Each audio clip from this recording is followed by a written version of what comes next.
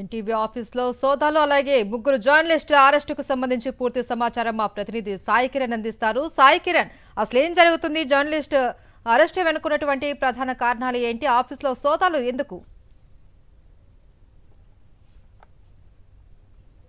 మహేశ్వరి 7వ తేదీన తెలంగాణకు చెందినటువంటి ఒక మంత్రి ఒక ఐఏఎస్ సంబంధించినటువంటి ఒక వార్తా కథనం ఎన్టీవీ ప్రచురించింది. అయితే ఈ వార్తా కథనం పైన అటు ఐఏఎస్ల సంఘం తరపున వాళ్ళ అధ్యక్షుడు సీనియర్ ఐఏఎస్ అయినటువంటి జయేష్ రంజన్ పోలీసులకు ఫిర్యాదు చేశాడు. ఇది పూర్తిగా అవాస్తవమైనటువంటి కథనం, ఎలాంటి ఆధారాలు లేకుండా ఎన్టీవీ ప్రచురించింది అనేటువంటిది వాళ్ళ దగ్గర నుంచి ఉన్నటువంటి ఆరోపణ, అబ్జెక్షన్. సో దీనిపైన వెంటనే పోలీసులు ఎఫ్ఐఆర్ చేశారు. ఆ తర్వాత ప్రభుత్వం దీన్ని సీరియస్ గా తీసుకుని ఆ తర్వాత ఒక సిట్ ను ఫామ్ చేసింది. ఆ సిట్ అయితే నిన్న ఫామ్ చేసింది. హైదరాబాద్ సిపి సజ్జనార్ నేతృత్వంలో సిట్ ఫామ్ అయింది. ఫామ్ అయినటువంటి 3 గంటల్లోనే ఎటువంటి నోటీస్ లేకుండా ఇక్కడ జర్నలిస్టు సంఘాల మొత్తం నుంచి వస్తున్నటువంటి అభ్యర్థన ఒకటి, ఏదైనా ఒక విచారణ చేసుకోవచ్చు, పోలీసులు ఒక అంశం వచ్చినప్పుడు వాళ్ళను పిలిచి విచారించవచ్చు. కానీ ఎటువంటి నోటీస్ లేకుండా ఒక జర్నలిస్టు వేరే ప్రాంతానికి వెళ్తుంటే అక్కడికి వెళ్లి అడ్డుకోవడము, అలాగే ఒక జర్నలిస్ట్ ఇంట్లో రాత్రి పడుకుని ఉంటే ఏదైతే ఇంట్లో కుటుంబ సభ్యులను భయభ్రాంతులకు గురి చేసేలా విధంగా తలుపులు బద్దలు కొట్టి రావడము. సో ఇట్లా ఈ విధంగా చేయడం ఏంటి? వీళ్ళంతా కూడా ఎక్కడో టెర్రరిస్టులు కాదు, ఉగ్రవాదులు కాదు.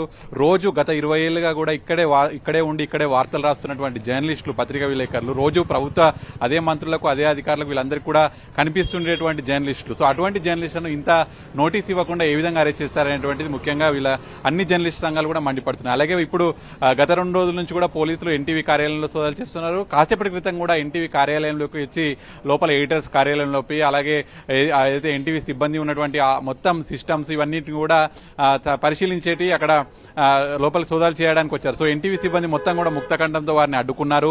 ఎటువంటి నోటీస్ లేకుండా ఒక కార్యాలయంలోకి, ఎందుకంటే వాళ్ళ పర్సనల్ సంబంధించినటువంటి విషయాలు ఉంటాయి, అనేక విషయాలు వార్తలకు సంబంధించి వేరే విషయాలు అన్ని ఉంటాయి. సో అటువంటి అన్నింటినీ వాళ్ళు సోదాలు చేయడానికి వాళ్ళకు ఎటువంటి హక్కు ఉంది? ఎక్కడ నోటీస్ లేదు, కోర్టు నుంచి ఒక కాపీ లేదు, ఎటువంటి కాపీ లేకుండా ఏ విధంగా వస్తారు? అంటే ఒక మీడియా పైనే పోలీసులు ఒక ఏదైతే వాళ్ళు చట్టానికి వ్యతిరేకంగా చట్ట ఉల్లంఘన చేస్తున్నారనేటువంటి అందరూ కూడా జర్నలిస్టులు ఇప్పుడు ఖండిస్తున్నారు. సో ముఖ్యంగా ఇప్పుడు అయితే ఎన్టీవీ జర్నలిస్టులు ముగ్గురు ఒకవైపు అరెస్ట్ చేశారు, ఒకవైపు సిసిఎస్ పోలీసులు అదుపులోనే ఉన్నారు. నిన్న రాత్రి తీసుకెళ్లారు, ఇంతవరకు వాళ్ళని చూపించలేనటువంటి ఒక ఆందోళన వాళ్ళ బంధువుల వైపు ఉంది.